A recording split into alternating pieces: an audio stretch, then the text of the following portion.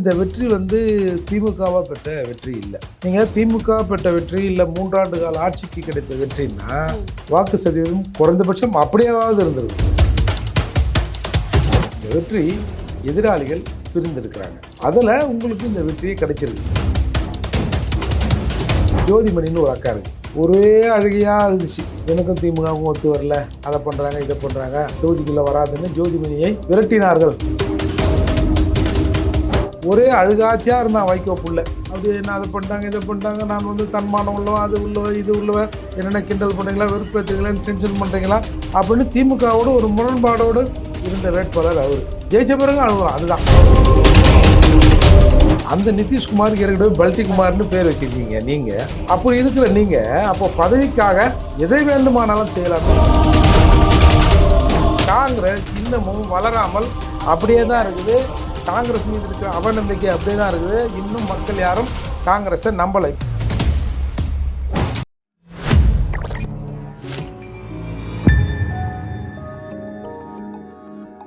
Globe 360 நேயர்களுக்கு வணக்கம்.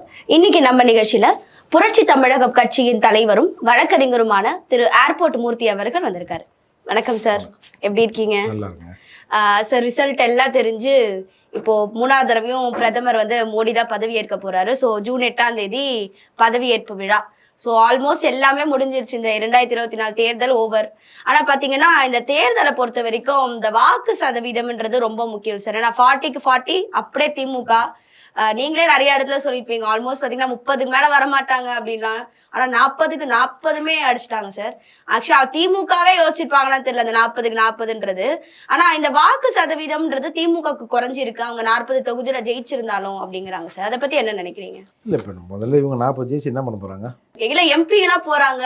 இப்போ ஆக்சுவலி போன தடவை ஃபுல்லா பிஜேபியா இருந்தாங்க. மாநில கட்சிகளோட எம்பிக்களே அந்த அளவுக்கு இல்ல. அதனாலதான் மாநிலங்களுக்கு எதுவுமே செய்ய முடியல.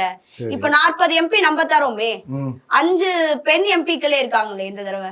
பெண் எம்பிக்கள் என்னங்க பிரயோஜனம்? 5 பேர் இருந்த இப்போ 40 எம்பிக்கள் யாருக்கு தராங்க? ஆளுங்கட்சி கூட்டணிக்கு தராங்க?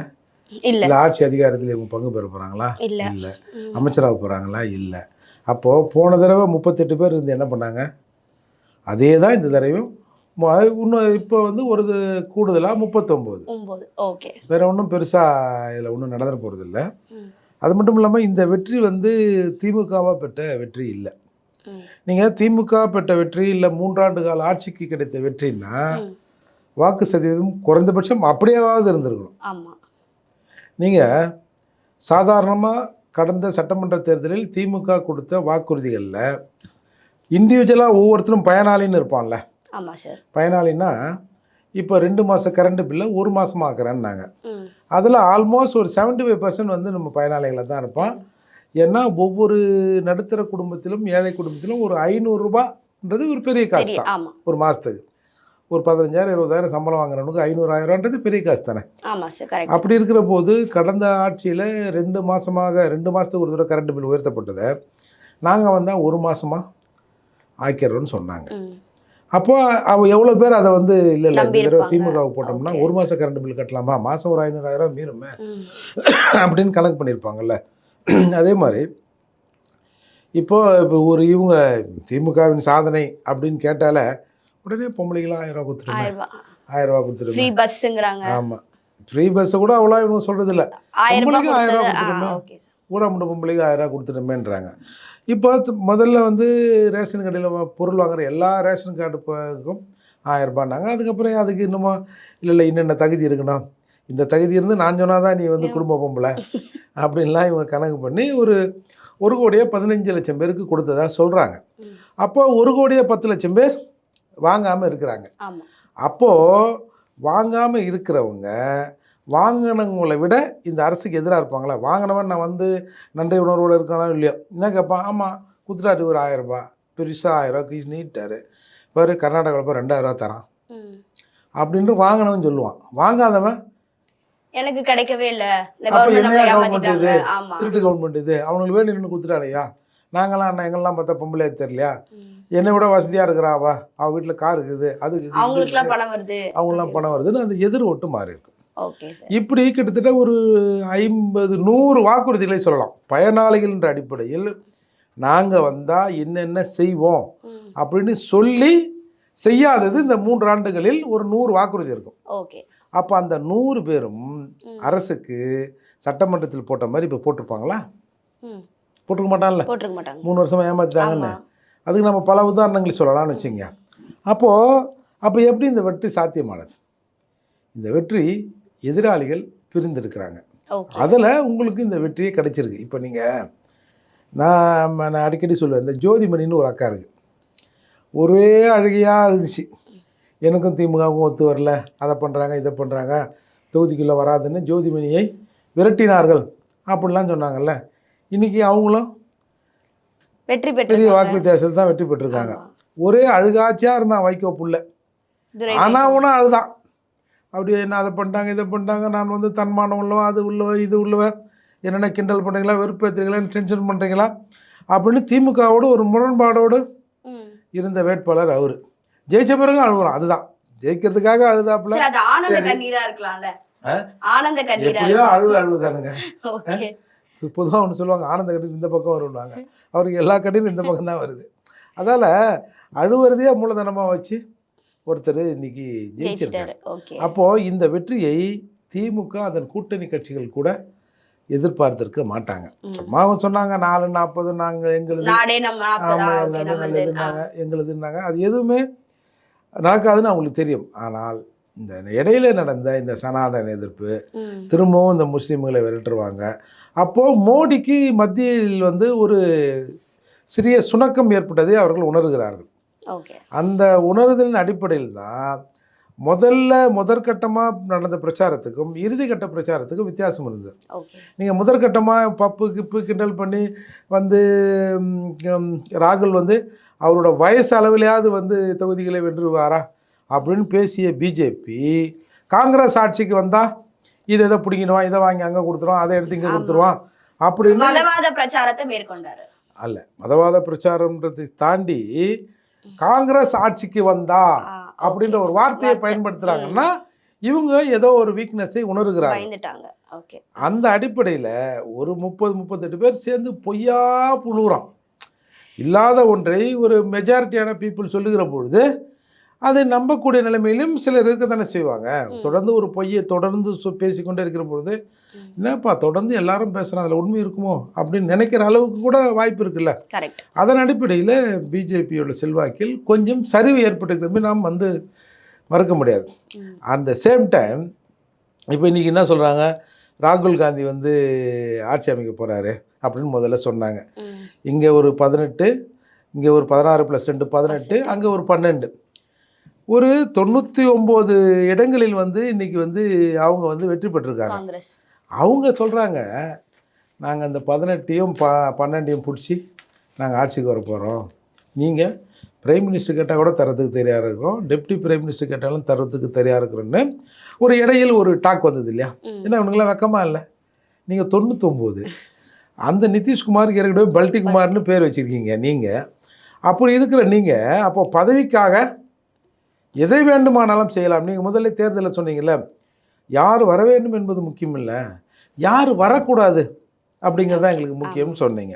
சரி, இப்போ வந்து பிஜேபி 240 இடங்களில் வெற்றி பெற்றிருக்கு. நீங்கள் ஒட்டு மொத்தமாக அவங்க கூட்டணியே 234 இடத்துல வெற்றி பெற்றிருக்கு. இப்போ இதில் காங்கிரஸ் வந்து 99 இடத்துல வெற்றி பெற்றிருக்காங்கன்னு வச்சுங்க. அப்போ இந்த 99ங்கிறது என்னை பொறுத்தவரை போன தடவை வாங்கிய அந்த 50-54க்குள்ளே தான் இவங்க இருக்கிறாங்கன்னு தான் நான் பார்க்குறேன். ஏன்னா ஒவ்வொரு இடத்திலும் மாநில கட்சிக்கு அதிக இடங்களை கொடுத்துட்டு நீ கொடுக்குற இடத்த கொடுப்பா, ஒரு அட்ஜஸ்ட்மென்ட் வந்துட்டாங்களோ. அட்ஜஸ்ட்மெண்ட் இல்லை, இயலாமை. இப்போ வந்து இப்போ நம்ம அண்மையில் தமிழ்நாட்டில் பேசுனாங்க இல்லையா, காங்கிரஸ் வந்து ஒரு காலத்தில் கொடுக்குற இடத்துல இருந்தது, இப்போ வந்து வாங்குற இடத்துல வந்துருக்கிறோம். அதே போல் எல்லா மாநிலங்களிலும் காங்கிரஸ் வாங்குற இடத்துல இருக்கு. அதால தான் நீங்கள் 99 ஒரு 100ன்னு வைங்க, இதில் 135, அதில் ஒரு 99 கழிச்சோம்னா 135 சீட் யாரோட சீட்டு? கூட்டணி கட்சிகளோட, மாநில கட்சிகளின் சீட்டு. அப்போ மாநில கட்சிகளின் தயவில் நீ நாட்டாமையா காங்கிரஸ்? அப்போது இந்த போன தடவை இப்போ ஒரு 50 சீட்டுகள் அதிகமாக வந்திருக்கு, 54 சீட்டுகள் அதிகமாக வந்திருக்குன்னு வச்சுங்க. இது எல்லாமே காங்கிரஸோட சீட்டு இல்லை, இது எல்லாமே மாநில கட்சிகளின் சீட்டு. அப்போது காங்கிரஸ் இன்னமும் வளராமல் அப்படியே தான் இருக்குது. காங்கிரஸ் மீது இருக்கிற அவநம்பிக்கை அப்படியே தான் இருக்குது. இன்னும் மக்கள் யாரும் காங்கிரஸை நம்பலை. இப்போ நீங்கள் தமிழ்நாட்டில் வந்து காங்கிரஸ் வந்து 10% ஓட்டு வாங்கிறதா சொல்கிறாங்க. ஆமா சார். உண்மையிலே காங்கிரஸுக்கு 10% ஓட்டு இருக்கா? அந்த 9 தொகுதியில் அவங்க ஜெயிச்சதான வாக்கு சதவீதம் யாரோட ஓட்டுங்க அது? ஆமா சார். இப்ப இது கூட்டணி கட்சின்றதுனால திமுகவோட சப்போர்ட்டர்ஸும் காங்கிரஸுக்கு போட்டிருப்பாங்க, இல்லன்னு சொல்லல. ஆனா அதுல அந்த 10% அந்த தொகுதியில் அவங்க ஜெயிச்சதுக்கான ஓட்டு சதவீதம் தானே. நீங்க ஜெயிச்சதுக்கான ஓட்டு சதவீதம் நம்ம கணக்கு போடுறோங்க, சரிதாங்க. Okay sir. அந்த ஓட்டு இப்போ திமுகவுக்கு 20%, 20.46% ஓட்டுகளே வாங்கியிருக்கு. காங்கிரஸ் 10%னா உங்களுக்கு ஏது 10%? உங்களுக்கு என்ன மிஞ்சி போனால் ஒரு 2% இருக்குமா? அப்போ 8% யாரோட ஓட்டு? கூட்டணியோட, திமுகவோட ஓட்டு. நீங்க ஏன் கூட்டணின்றீங்க? கூட்டணினா இப்போ நீங்க விசிகாவுக்கு 2% இருக்குமா? கம்யூனிஸ்டுக்கு ஒரு 2% இருக்குமா? மிச்சம் அது திமுகவோட ஓட்டு. மிச்சம் எல்லாம் ஒன்று கீழே தானே, அரை கால் முக்கா கால் இருக்கா, அப்படி தானே. அப்போ முழுக்க மேஜர் பார்ட்டிங்கிறது திமுக. அப்போ இன்றைக்கு காங்கிரஸின் வெற்றிங்கிறது திமுகவோட வெற்றி. நீ இந்த 99 சொல்கிறல்ல, அந்த 99ல் மரியாதையாக 10 கழிச்சா நீ 89 தான் அவங்க கணக்கு.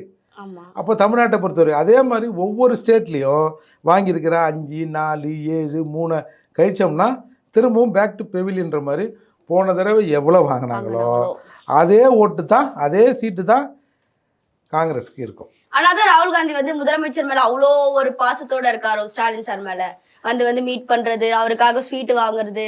இங்க நீங்க ஒரு மேஜர் பார்ட்டுங்க. இந்தியாவில் ஒரு 40, இப்போ ஊபியில் 80 சீட்டுகள். இப்போ அதில் பாதி வந்துட்டாங்கன்னு வச்சுங்க, டிவைட் பண்ணிட்டாங்க, முன்ன பின்ன வந்துட்டாங்கன்னு வச்சுங்க. ஒரு 40 சீட்டு மொத்தமாக இருக்கிற ஸ்வைப் பண்ணி அப்படியே கொண்டு போய் காங்கிரஸுக்கு அக்கௌண்ட்டில் சேர்க்குறோம். அப்போ காங்கிரஸ் ஆட்டோமேட்டிக்காக இவங்க மேலே ஒரு மரியாதை இல்லை வேறு எதுனா வச்சு தானே ஆகணும். இப்போ சப்போஸ் காங்கிரஸ் ஆட்சிக்கு வந்ததுன்னு வச்சுங்க, வந்திருந்தால் இவங்க என்ன கேட்குறாங்களோ அதை போகத்தானே. இவன் 7 பேர் ஜெயித்தாலும் 7 பேர் எம்பி தான்.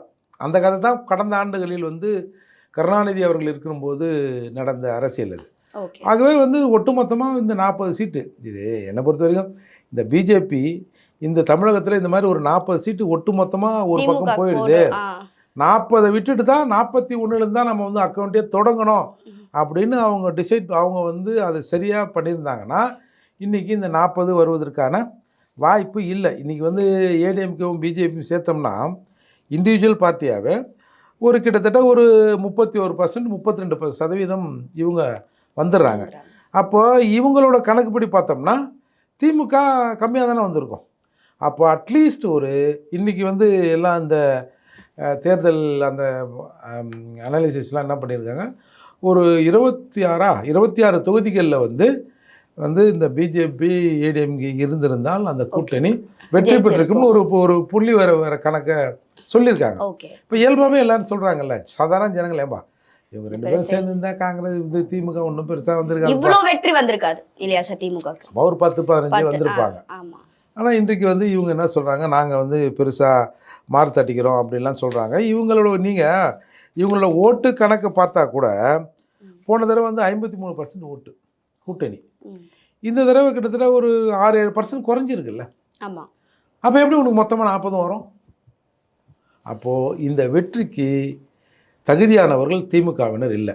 அப்படியே நாங்கள் தகுதியானவர்னாலும் இந்த வெற்றியால் உங்களுக்கும் ஒரு பயன் இல்லை, தமிழ்நாட்டுக்கும் ஒரு பயன் இல்லை. சொல்லப்போனால் தமிழ்நாட்டுக்கு நீங்கள் 40 ஜெயிச்சது கேடு தான். ஏன்னா நீங்கள் எப்படியும் மத்திய அரசு கூட அனுசரணையாக போகிறது, அது எந்த கட்சியாக இருக்கட்டும். தேர்தல் வரைக்கும் கட்சி, அதுக்கப்புறம் ஒரு ஆட்சி தானே, அதுக்கப்புறம் ஒரு பிரைம் மினிஸ்டர் தானே. அப்போது மத்தியில் இருக்கிற அரசோடு நீங்கள் ஒத்து போகிறது இல்லை. சும்மானாச்சும் அரசியலுக்காகவாது ஏதாவது கற்றுவீங்க, இங்கே சனாதனம் சமாதானம் அது இதுன்னு ஏதாவது ஒன்று கற்றுவீங்க. அப்போ அவர்களோட முரண்பட்டு நிற்கிற போது தமிழ்நாட்டின் மீது அவர்களுக்கு ஒரு கரிசனம் வருவதற்கான வாய்ப்பு கம்மி தான். அதால் நீங்கள் 40 பேர் ஜெயித்தோம் எங்களுக்கு வேணதானே தவிர வேற ஒன்றும் இல்லை. சார், பிஜேபி என்டிகேவோட வாக்கு சதவீதத்தை அப்படி பார்த்துடலாம் சார். பிஜேபி 11% வாங்கியிருக்காங்க, என்டிகே வந்து 8% வாங்கியிருக்காங்க. நாம் தமிழரை பொறுத்த வரைக்கும் வளர்ச்சி தான். ஏன்னா 3, 6 இப்போ 8 அப்படின்னு வந்திருக்கு. பட் பிஜேபியுமே பாத்தீங்கன்னா 3%ல இருந்து இப்போ 11% வந்திருக்காங்க சார். சோ அதுவுமே ஒரு வளர்ச்சியா தானே நீங்க பாக்குறீங்க. என்னதான் கூட்டணியா இருந்தாலும் பிஜேபி பாமக ஒரே கூட்டணியில இருந்தாலும் கூட நாம் தமிழர் தனித்து இருந்தாலும் இந்த வாக்கு சதவீதம்ன்றது 2 கட்சிக்குமே இப்போ ஏறிதானே இருக்கு. நிச்சயமா பிஜேபி வந்து மலராது, தாமரை மலராது, ஆமா எங்கேயாகுது நோட்டா கட்சின்னாங்க. ஆமா இன்னைக்கு வந்து 11-12% வந்துங்கிறது வந்து ஒரு பெரிய பெரிய வளர்ச்சியாக தான் பார்க்குறேன். அது மட்டும் இல்லாமல் ஒரு ஆல்டர்னேட்டிவாக வந்திருக்காங்கல்ல, இன்றைக்கு வந்து திமுகவா பிஜேபியா அப்படிங்கிற நிலை பல இடங்களில் வந்து இல்லை 13 இடங்களில் வந்து அதிமுக வந்து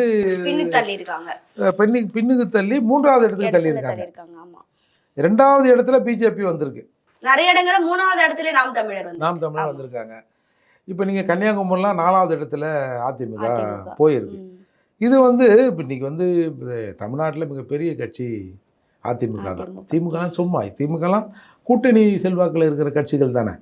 அதிமுக தனிப்பெரும்பான்மை கட்சி இருக்கிற அதிமுக இன்றைக்கி வந்து 3வது 4வது இடத்துல வருவதும் பல இடங்கள் டெபாசிட் போவதும் ஒரே ஒரு சட்டமன்ற நாடாளுமன்ற உறுப்பினர் கூட வராதும் அது துரதிருஷ்டவசம்னு சொல்கிறதா, அல்லது அவர்கள் வேண்டுமென்றே இந்த முடிவை நோக்கி போனார்களா அப்படின்ற ஒரு கேள்வியும் இப்போ எழும்புது. இதில் வந்து நாம் இந்த தேர்தலில் நாம் யாரும் பெருசாக மதிக்க வேண்டிய நபர்னா அது நாம் தமிழர் சீமான் தான். சீமான் ஜெயிக்கிறாரு தோக்குறாரு அது வேறு விஷயம். இன்றைக்கு சாதாரணமாக பேரே தெரியாத வேட்பாளர்கள், சின்னமே தெரியாத வேட்பாளர்கள்லாம் பல இடங்களில் 1 லட்சத்துக்கு மேலே ஓட்டை வாங்கியிருக்காங்க. இந்த ஓட்டு வந்து எல்லாம் இப்போ பல பேர் சொல்கிறாங்க, எவ்வளோ ஓட்டு வாங்கினாலும் அது செல்லாத ஓட்டு கணக்கு தாயா, அதெல்லாம் ஒன்றும் யூஸ் இல்லை அப்படின்னு நம்ம சொன்னால் கூட 2 கழகங்களுக்கு எதிராக, இல்லை ஒரு தேசிய கட்சிக்கு எதிராக, இல்லை தமிழ்நாட்டு நலனின் அடிப்படையில் ஒரு கட்சி வளர்ந்துருக்கு அப்படி இவங்களுக்கு எதிரான்றதை கூட விடுங்க. தமிழ்நாட்டு ஏன்னா இப்போ இவங்க தான் சொல்லிடுறாங்களே, இல்லை நாம் தமிழர் வந்து பிஜேபியோட பி டீமு, அந்த டீம் இந்த டீம்னு ஒரு பொருளை இவனுங்க கலப்புறான்னு வச்சுங்க. இப்போ தமிழ்நாட்டு நலன் சார்ந்து, தமிழ்நாட்டு அக்கறை சார்ந்து ஒரு இயக்கம், ஒரு கட்சி அரசியலை பேசிக்கொண்டு அந்த உறுப்பினர்கள் இருக்கிறான்னா அது நாம் தமிழர் மட்டும்தான். அடுத்து பிஜேபி அரசியலுங்கிறது இந்த திராவிட கட்சிகளுக்கு எதிரான அரசியல், குறிப்பாக திமுகவுக்கு எதிரான அரசியல். சீமானோட அரசியலுங்கிறது இந்த மண்ணுக்கான அரசியல். நீங்கள் இப்போ சீமான் வந்து ஒரு 4 எம்பி ஜெயிச்சு பார்லிமெண்ட் போய் பேசுகிறாரு ஒரு பக்கம் வைங்க, ஜெயிக்கலாம் கூட ஜெயிச்ச எம்பியை சட்டையை பிடிச்சி கேட்குற அளவுக்கு இன்றைக்கி நாம் தமிழர் தம்பிகள் அரசியலாக உருவாகியிருக்காங்க. அப்படி இருக்கிற போய் என்னையா எங்கள் ஊரில் மலையை வெட்டுறீங்க, காடை வெட்டுறீங்க, வந்து மண்ணை அள்ளுறீங்க அப்படின்னு எந்த கட்சியும் கேட்க மாட்டான். நாம் தமிழர் தம்பிகள் அதை கேட்பதற்கான அரசியலை உள்வாங்கி இருக்கிறாங்கல்ல, அது மிகப்பெரிய வெற்றி தான். இன்றைக்கு வந்து அங்கீகரிக்கப்பட்ட கட்சியாக மாறியிருக்காங்க. ஒருவேளை விவசாய சின்னம் அந்த கரும்பு சின்னம் கிடைச்சிருந்தா இதை விட அதிகமான ஓட்டு வாங்கியிருப்பாங்கன்னு நினைக்கிறீங்களா? ஏன்னா மைக்குன்றது கடைசி நிமிஷத்துல கிடைச்சது. அது என்னதான் இருந்தாலும் சீமான் சார் வந்து அது அந்த அளவுக்கு கொண்டு போயிட்டாரு மைக் சின்னத்தை. பட் மைக் சின்னம் இல்லாம பழைய சின்னமே நம்ம கிடைச்சிருந்தா இன்னும் ஒரு 10-12% எக்ஸ்ட்ரா வாங்கியிருக்கலாமோ? இல்லைங்க, நீங்க அடுத்த தேர்தலில் கூட சீமான் சின்னத்தை பிடுங்க, ஒன்றும் பிரச்சனை இல்லை. நாம் தமிழருக்கு சின்னம் வந்து சீமான் முகம் தான்.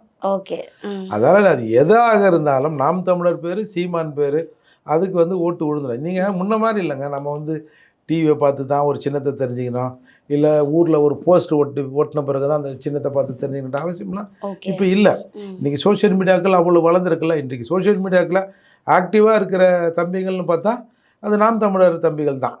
அப்படிங்கிற போது எனக்கு ஒன்றும் பெரிய வித்தியாசம் வந்திருக்காது. அந்த பழைய கரும்பு சின்னத்திற்கும் இந்த மைக் சின்னத்துக்கும் ஒன்றும் பெரிய வித்தியாசம் இல்லை. ஏன்னா சிம்பிள் வந்து சீமான் தாங்க. Okay sir. அதால் இந்த வளர்ச்சி அடுத்த கட்டமாக போகும். நான் பர்சனலாக என்ன கேட்டால் அடுத்து சீமான் வந்து யாரு கூடயாவது ஒரு கூட்டணி வச்சு ஒரு 10-20 பேர் சட்டமன்றத்துக்குள்ளே போயிடணும். விஜய்ங்கிறாங்களே சார், தம்பியோட கூட்டணி வச்சுப்பங்கிறாரு. இல்லை, அது அந்த கருத்தில் எனக்கு உடன்பாடு இல்லை. ஓகே. ஏன்னா நாளைக்கு ஒரு நடிகர் வரான்றதுக்காக இல்லை தம்பியோட நான் நிற்கிறேன்றது தான். இப்போ சரி நம்ம இப்படி கணக்கு போடுவோம். இந்த இப்போ வரசில் கூட பார்த்தேன், இந்த யாரோ ஒரு நடிகர் இந்த நர்ஸு வேடம் போட்டு நடிச்சார், சிவகார்த்திகேயன். எங்கள் அகில உலக சிவகார்த்திகேயன் ரசிகர் மன்னன்னு ஒரு 4-5 பேர் வந்து அந்த தண்ணீர் பந்தல் வச்சுருக்காங்க. அப்போ இப்படி ஒன்று பண்ணலாமா? விஜய்க்கு இப்போ கூட்டம் இருக்குன்னு விஜய் கூட சேர்றோன்னு சொல்கிறோம். Okay sir. தனுஷ் கூட கூட்டம் தான் இருக்குது. ஓகே. ரசிகர் மன்றம் இருக்கு. அப்புறம் ஏதோ இந்த இவர் விஷால் வரப்போகிறேன்றாரு.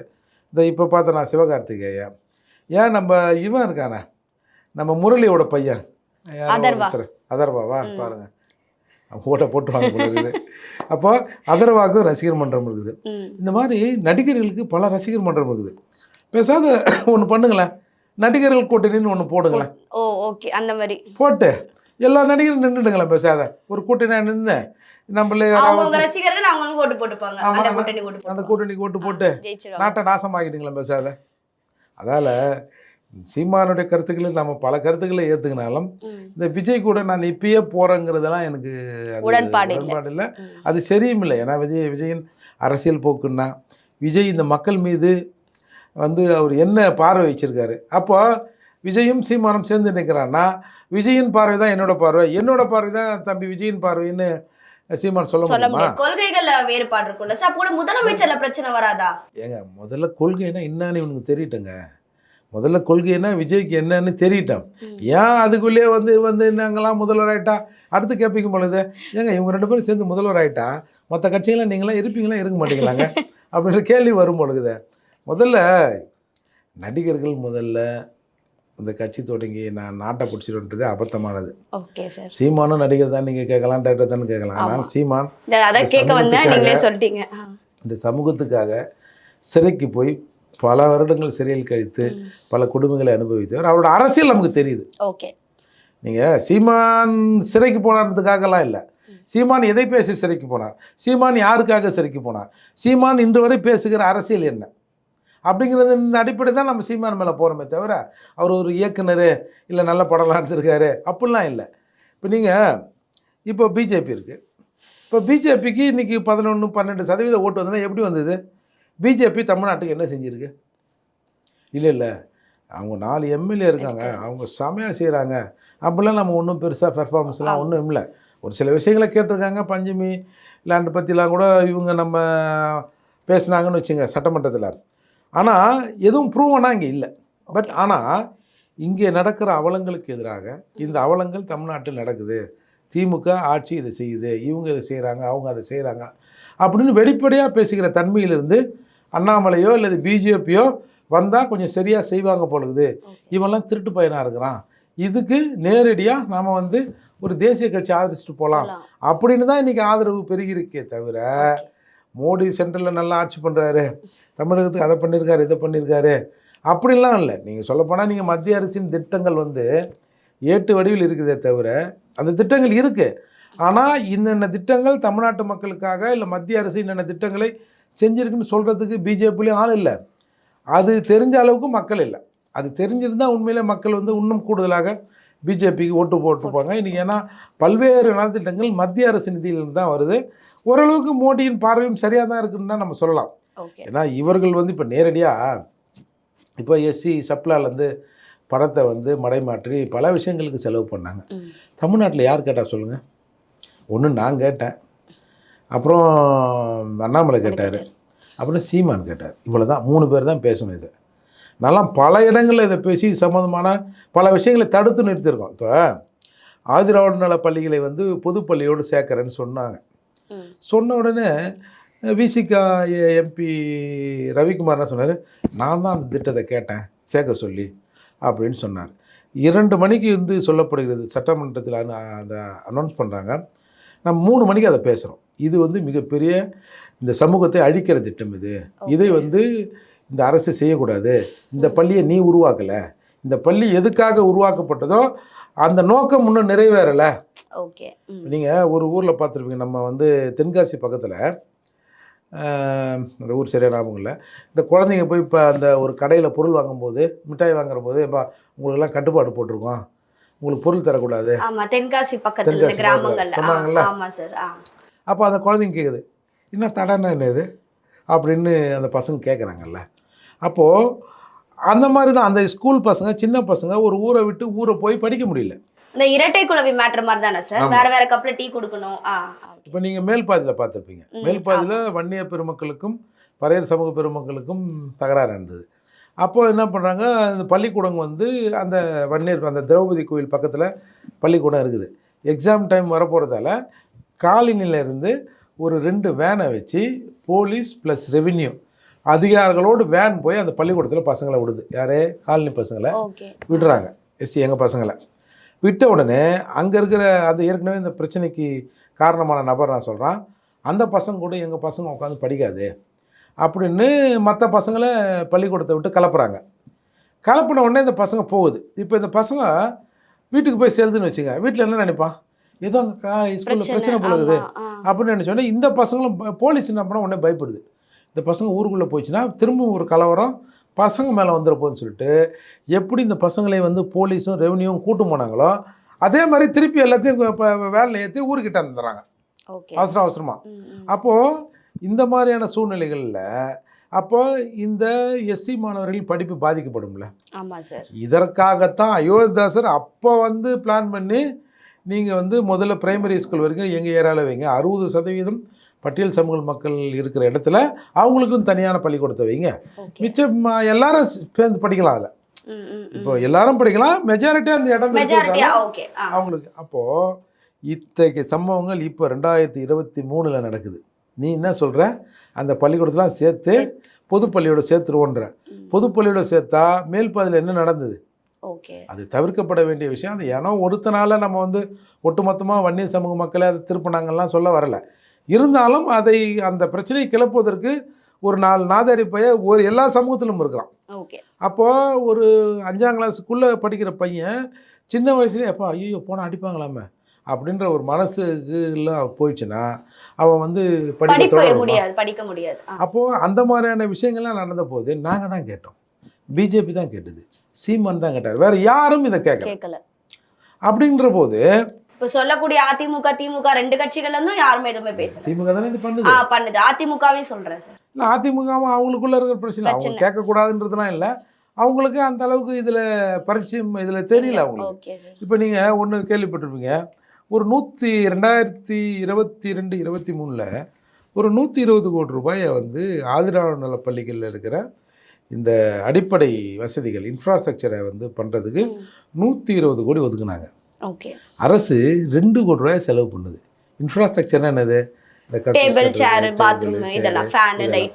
அப்போ 120 கோடியில் 2 கோடி செலவு பண்ணிட்டு மிச்சம் 118 கோடியை திருப்பி அனுப்புது தமிழக அரசு. யார் கேட்டா? நான் கேட்டேன், அண்ணாமலை கேட்டார், வேறு யாரையும் இதை கேட்கல. அப்போது இப்படி இருக்கிற சூழ்நிலை தான் பிஜேபியை வளர்க்குதுன்னு நான் சொல்கிறேன். இப்போ இந்த மாதிரியான விஷயம் இப்போ நான் கேட்குறேன்னா என் சொந்த சமூக பிரச்சனை அது. பிஜேபி கேட்குதுன்னும் போது பரவாயில்லையப்பா, யாருமே கேட்கல, பிஜேபி கேட்குது. தமிழ்நாட்டில் நடக்கிற அந்த அநியாயங்களை அரசு கேட்குது, மக்களுக்கு எதிராக செய்கிற விஷயங்களை கேட்குதுன்றதன் அடிப்படையில் தான் இன்றைக்கு பிஜேபி வளர்ந்துருக்கிறது. ஆகவே இந்த வளர்ச்சி வந்து தவிர்க்க முடியாது தான் இது. இப்போ அதே மாதிரி நாம் தமிழர் மாதிரி இப்போ பிஜேபியும் தமிழ்நாட்டில் வளர்ந்துட்டு இருக்கு. மேபி ஒரு மாற்று கட்சியா அதிமுகக்கு திமுகக்கு பதிலா இன்னும் ஃபியூச்சர்ல நாம் தமிழர் பிஜேபி வரலாம் இல்லையா சார்? சொல்ல முடியாது, வருவதற்கான வாய்ப்புகள் இருக்கு. ஒரு கட்சி சரி, அவங்களும் நல்ல கட்சி, அவங்களும் சேர்ந்து கொஞ்சம் வளரட்டும் அப்படிலாம் நினைக்காது. இப்போ இன்றைக்கி வந்து நாங்கள் வந்து பிஜேபி நேரடியாக பேசுது, நாங்கள் திமுகவை அழிச்சிருவோம். ஆமாம், அண்ணாமலை ஓப்பனா சொல்றாரு. ஆமாம், திமுகவை அடிச்சிருவோம், திமுகவின் சித்தாந்தத்தை அடிச்சிருவோம். திமுகவின் சித்தாந்தம்ன்றது அவர்களுக்கான சித்தாந்தம் அப்படின்னு சொல்கிறாங்க. இப்போ நீங்கள் அண்ணாமலை சொல்கிறத விட விட்டுருவோம். இப்போ கர்நாடகாவில் தேர்தல் நடந்தது. சட்டமன்ற தேர்தலில் மேகடாதில் அவன் அணை கட்டுவேன்னு சொல்லிட்டு தேர்தல் அறிக்கையில் சொல்கிறான். அந்த அறிக்கையை கையில் வச்சிக்கின்னு நீங்கள் வந்து கூட்டணி கட்சிகள் பேரில் ஓட்டு கேட்குறீங்க. அதே கோரிக்கை நாடாளுமன்ற தேர்தலில் நாங்கள் இவ்வளோ நிதி ஒதுக்கிட்டோம் அப்படின்ற கோரிக்கையோடு தேர்தல் அறிக்கையை வெளியிடுறாங்க.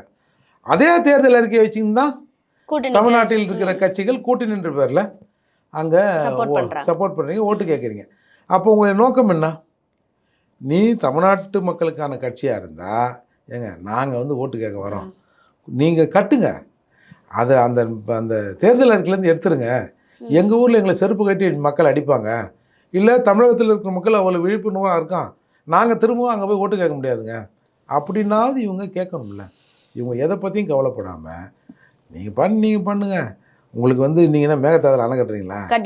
கட்டிங்க. உங்களுக்கு கல் சிமெண்ட்டு அந்த கான்ட்ராக்ட்லாம் எங்ககிட்ட கொடுங்க.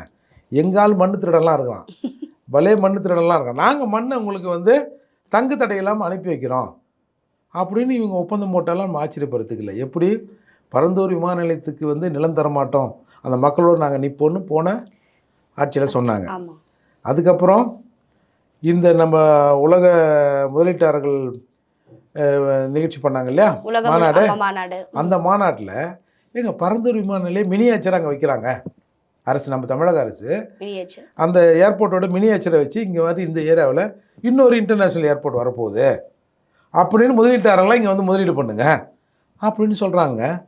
ஒரு குழு டிஆர் பாலு தலைமையில் ஒரு குழு போய் வந்து விமான நிலைய டைரக்டர்கிட்ட பேசி அந்த விமான நிலையம் அமைக்கப்படுகிற போது அதில் நடக்கிற கான்ட்ராக்ட் வேலையெல்லாம் எங்கள் ஆளுங்களுக்கே தரணும் அப்படின்னு பேசுனாங்கன்னு பத்திரிக்கையில் செய்தி வருது. அப்போ தெரியுதுங்களா இவங்களோட நோக்கம் என்ன? அப்போ அவ்வளோ பேர் அங்கே வந்து பரந்தூரில் உட்காந்துனுங்கிறான். அப்போ அவனை பற்றி நீ என்ன நினைக்கிற? அங்கே போனால் எப்போ நாங்கள்லாம் பார்த்துக்குறோன்னு சொல்கிறது, இங்கே வந்தோம்னா நீங்கள் பார்த்து எங்களுக்கு பண்ணிவிடுங்க அப்படின்னு சொல்லுது. அப்போது இந்த ரெண்டக வேலையெல்லாம் இவங்க செய்கிறாங்கல்ல, அப்போ இதில் இருந்து இன்னொரு கட்சி மெர்ஜாக வருவது இயற்கை தானே. கரெக்ட். என்ன இருக்காச்சும் கரெக்டாக 29. இன்னைக்கு நம்ம நிகழ்ச்சியில கலந்துக்கிட்டு நிறைய கருத்துக்களை மக்களுக்காக பகிர்ந்துக்கிட்டீங்க. நன்றி சார்.